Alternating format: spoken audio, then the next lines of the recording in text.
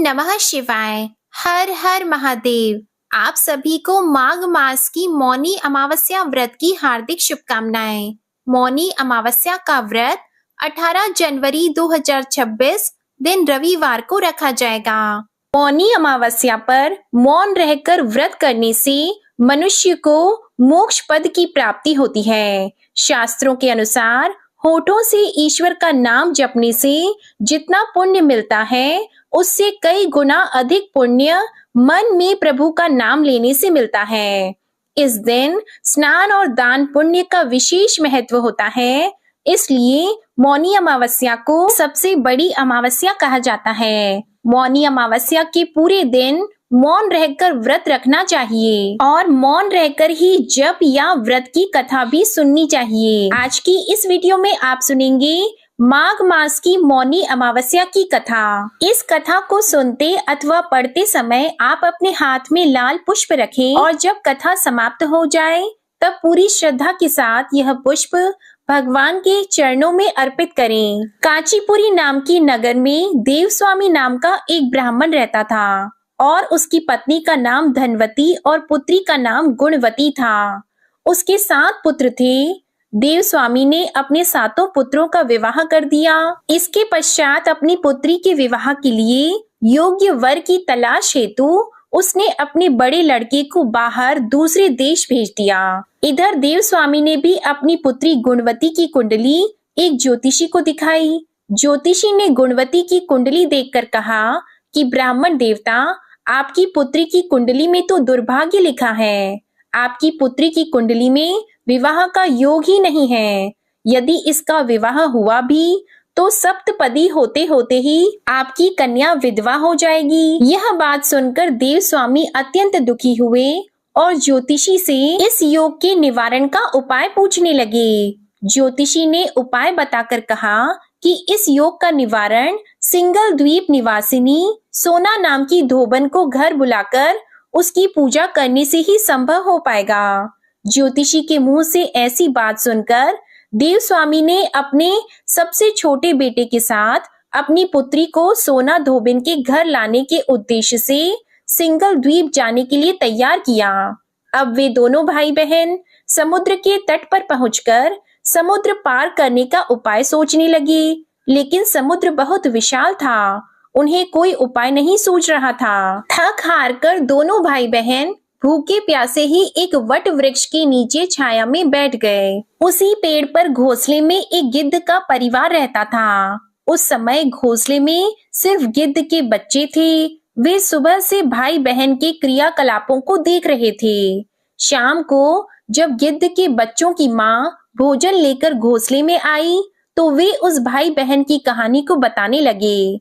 उनकी बात सुनकर गिद्ध की माँ को नीचे बैठे भाई बहन पर काफी दया आई और बच्चों को आश्वासन दिया कि वह उनकी समस्या का समाधान करेगी। यह सुनकर गिद्ध के बच्चों ने भोजन ग्रहण किया। दया और ममता से वशीभूत गिद्ध माता उनके पास आई और बोली कि मैंने आपकी समस्याओं को जान लिया है।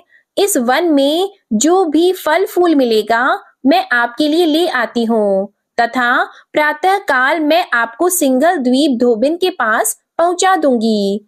अगले दिन सुबह होते ही गिद्ध माता ने दोनों भाई बहनों को समुद्र पार कराकर सिंगल द्वीप सोना के पास पहुंचा दिया। गुणवती प्रतिदिन सुबह सूर्योदय से पहले सोना का घर लीप दिया करती थी। एक दिन सोना ने अपनी बहुओं से पूछा कि प्रतिदिन सुबह हमारा घर कौन लीपता है, तो बहुओं ने तारीफ बटोरने के लिए कहा कि हमारे अलावा और कौन ऐसा करेगा। लेकिन सोना को उनकी बातों पर यकीन नहीं हुआ और वह यह जानने के लिए पूरी रात जागती रही। तभी उसने सुबह गुणवती को घर साफ करते हुए देख लिया और उससे उसकी परेशानी पूछी। तो गुणवती ने अपनी परेशानी बताई, जिसे सुनकर सोना चिंतित हो गई और उसके घर जाकर पूजा पाठ करने के लिए तैयार हो गई। घर से निकलने से पहले उसने अपनी बहू से कहा कि यदि मेरी अनुपस्थिति में किसी की भी मृत्यु हो जाए तो उसके शरीर को नष्ट मत कर देना। क्षण भर बाद ही दोनों अतिथियों के साथ सोना धोबन कांचीपुरम पहुंच गई दूसरे दिन गुणवती का विवाह संपन्न हुआ और सप्तपदी होते होते उसके पति की मृत्यु हो गई, जैसा कि गुणवती के भाग्य में लिखा था। तब सोना धोबन ने अपने संचित पुण्य का फल गुणवती को दान देकर उसके पति को जीवित कर दिया और उन्हें आशीर्वाद देकर वह सिंगल द्वीप के लिए रवाना हो गई। संचित पुण्य के क्षीण होने से सोना के घर उसके पुत्र, दामाद और पति की मृत्यु हो गई। यह जानकर नया पुण्य संचित करने के उद्देश्य से सोना धोबन रास्ते में एक जगह रुक गई। नदी के किनारे पर स्थित एक पीपल के वृक्ष की छाया में भगवान श्री हरि का और भगवान शिव का पूजन उसने किया और पीपल के वृक्ष की 108 परिक्रमाएं की। इतना करते ही सोना धोबन के पुत्र, दामाद और उसके पति पुनर्जीवित हो गए। उसका घर धन धान्य से भर गया।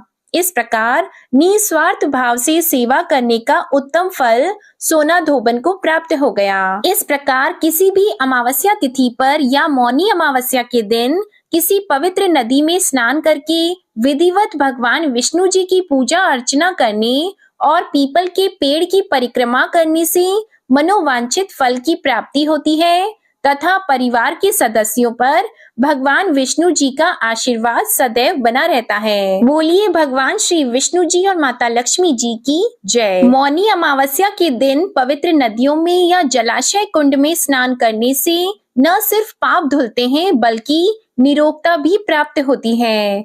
इस दिन मौन रहने का इतना विशेष महत्व क्यों है, इसके बारे में शास्त्रों में वर्णित है कि इस दिन पूरे दिन मौन रहकर उपवास रखना चाहिए और जो लोग ऐसा करने में समर्थ नहीं हैं, वे लोग सुबह स्नान और दान करने तक भी मौन रहने का संकल्प ले सकते हैं, जिससे किए गए दान का 16 गुना पुण्य अधिक मिलता है।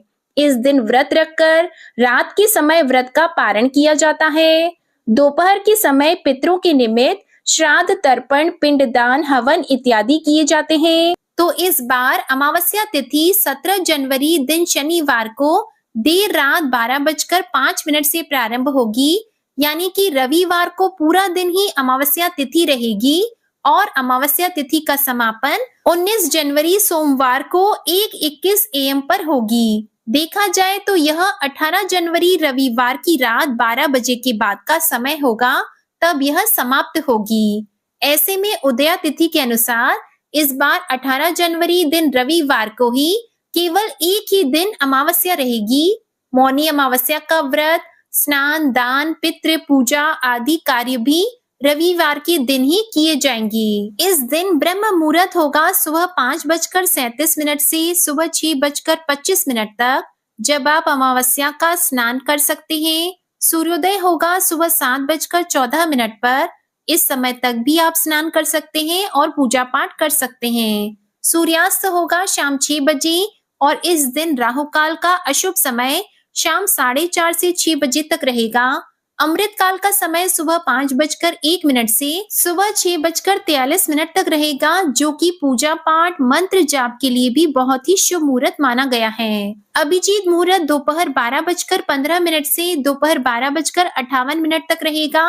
इस मुहूर्त में आप दान इत्यादि कर सकते हैं। अमावस्या तिथि के दिन शाम के समय पूजा करके दीपदान किया जाता है, तो शाम की पूजा आप शाम 5:46 से शाम 7:09 के बीच में भी कर सकते हैं। इस समय आप दीपदान, पूजा पाठ और पितरों के नाम से दिया भी जला सकते हैं। पितरों के निमित्त श्राद्ध आदि कार्य के लिए सुबह 11:05 से दोपहर 1:30 बजे तक का समय उत्तम मुहूर्त रहेगा और अमावस्या के दिन सूर्योदय से पहले किसी पवित्र नदी, विशेषकर गंगा जी में स्नान किया जाता है। अगर गंगा जी में स्नान करना संभव ना हो तो घर पर ही नहाने के पानी में गंगा जल मिलाकर आप स्नान जरूर करें। स्नान के बाद हाथ में काले तिल, कुशा और जल लेकर अपने पितरों का ध्यान करते हुए तर्पण करें।